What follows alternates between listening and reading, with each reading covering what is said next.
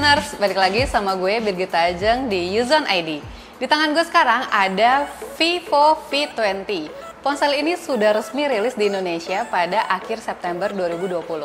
Harganya 4,99 juta alias 5 juta rupiah. Ponsel ini menghadirkan banyak keunggulan, tapi fokus utama mereka ada di kameranya. Nah, sekece apa sih kamera dari Vivo V20 ini dan seperti apa performa dari ponsel ini? Nah, untuk tahu jawabannya, kalian tonton video review ini sampai selesai ya.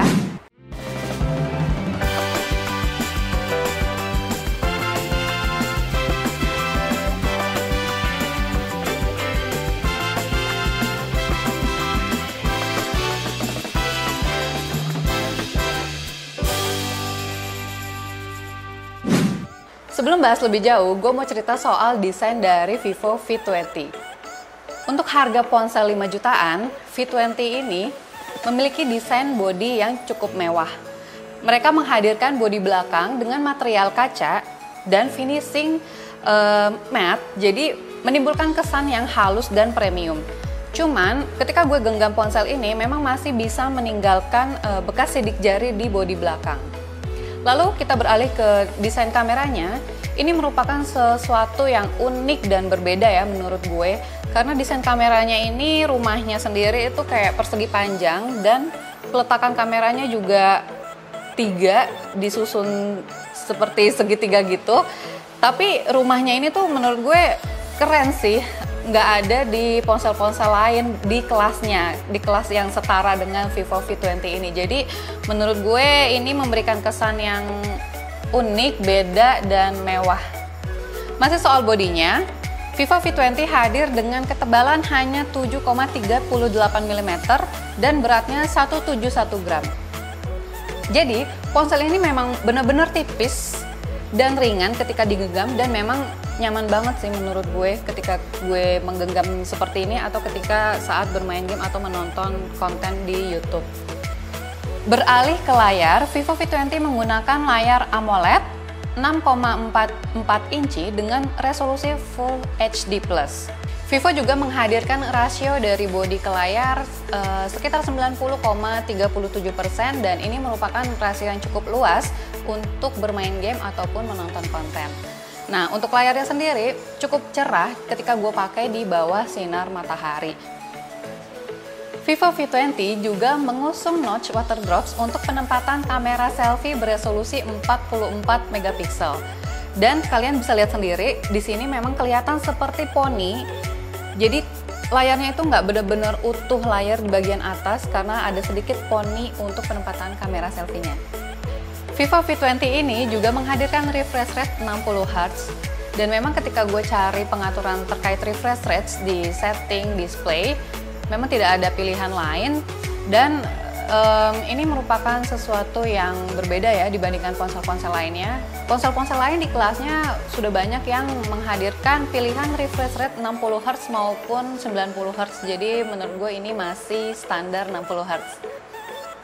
Setelah bahas bodi dan layar dari Vivo V20, gue mau beralih ke prosesornya. Vivo V20 hadir dengan prosesor Snapdragon 720G, RAM 8GB dan ROM 128GB. Dengan konfigurasi seperti itu, ponsel ini cukup mampu untuk gue ajak bermain game PUBG Mobile selama sekitar 1 jam. Memang lancar banget ketika gue pakai untuk bermain game. Meski demikian, gue merasakan ada area yang panas ya di sekitar belakang dekat kamera ini, tapi itu nggak terlalu mengganggu gue. Gue masih bisa bermain dengan nyaman dan lancar. Soal baterai, Vivo V20 ini hadir dengan kapasitas baterai 4000 mAh. Jadi ketika gue pakai bermain game selama sekitar 1 jam, baterainya berkurang sekitar 15%. Vivo V20 ini juga menghadirkan pengisian daya cepat 33 Watt, sehingga gue hanya perlu makan waktu sekitar setengah jam untuk mengisi baterai dari 50% sampai ke 100%. Iya, seperti yang udah gue bilang tadi di awal, Vivo V20 ini menghadirkan kamera dengan segudang fitur. Apa aja sih fitur-fitur tersebut?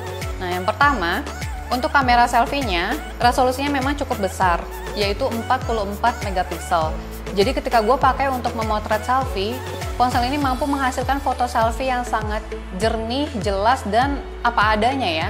Jadi menurut gue, kamera selfie dari ponsel ini cocok banget untuk orang-orang yang suka foto selfie natural tanpa banyak efek-efek. Tapi meskipun begitu, buat kalian yang suka foto selfie dengan efek-efek, ponsel ini juga menghadirkan banyak efek dan filter-filter. Seperti kalian bisa lihat di sini, ada banyak banget filter untuk mempercantik foto selfie kalian, mulai dari grapefruit, yogurt, island, macarons, moonlight, dan lain sebagainya. Nah, masih soal kamera selfie pada Vivo V20 ini memiliki fitur steady face. Jadi, ponsel ini mampu merekam video selfie dengan wajah yang tetap stabil meskipun dipakai mengambil video sambil berjalan. Hai user, sekarang gue lagi coba fitur steady face di kamera Vivo V20.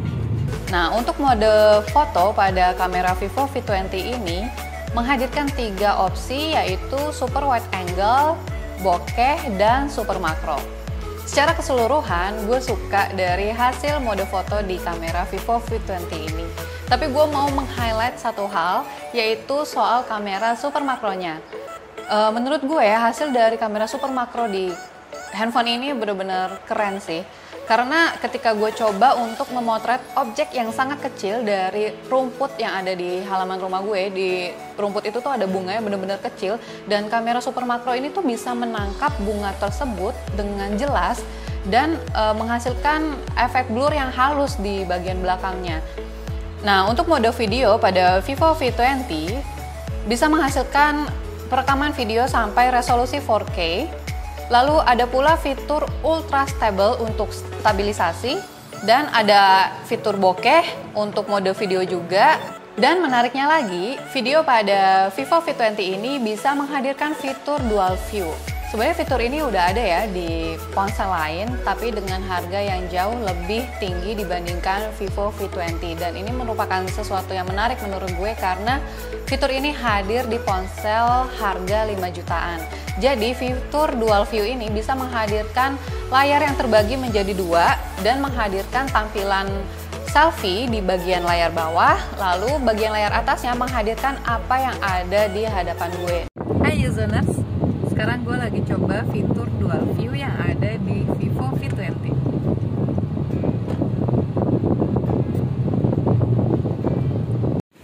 Hey users, ini gue lagi coba video di kamera ponsel Vivo V20 tanpa fitur ultra stable.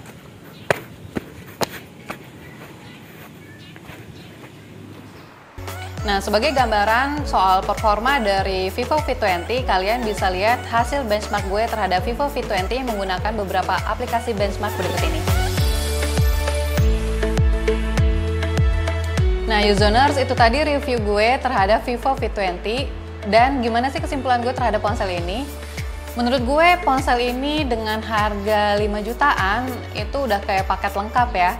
Jadi dengan harga segitu gue udah dapet ponsel dengan desain yang mewah dan beda banget dibandingkan handphone 5 jutaan lainnya. Sayang aja sih gue dapet warna yang Midnight Jazz, padahal yang Sunset Melody itu juga keren banget warnanya. Jadi kayak menghasilkan berbagai warna yang cheerful gitu loh di bagian belakang ponselnya, dan memang desainnya juga tetap kelihatan mewah dan elegan gitu. Nah, selain desainnya yang oke punya, handphone ini juga menghadirkan fitur yang banyak banget di kameranya. Jadi ini tuh cocok banget buat kalian yang suka bikin konten. Dan untuk resolusi kamera depannya yang 44 megapiksel ini tuh kayaknya emang pas banget ya untuk kita pakai untuk video call, untuk zoom di saat kita banyak banget melakukan aktivitas secara online di masa pandemi ini. Jadi tampilan wajah kalian tuh bisa tetap terlihat keren saat kalian ikut zoom atau ikut online meeting. Nah, terus soal prosesornya juga, ponsel ini mampu gue ajak bermain game selama sekitar 1 jam lebih, itu tuh tetap nggak masalah, meskipun di bagian belakang ini tuh ada sedikit panas, tapi itu nggak masalah karena ponsel ini masih bisa diajak bermain game selama sekitar 1 jam dengan lancar. Jadi menurut gue 5 jutaan ini tuh udah kayak paket lengkap aja sih, lu dapet semuanya gitu. Kalau menurut kalian nih users, dengan harga 5 jutaan, menurut kalian Vivo V20 ini worth it nggak sih? Kalian bisa banget share pendapat kalian di kolom komentar di bawah ini.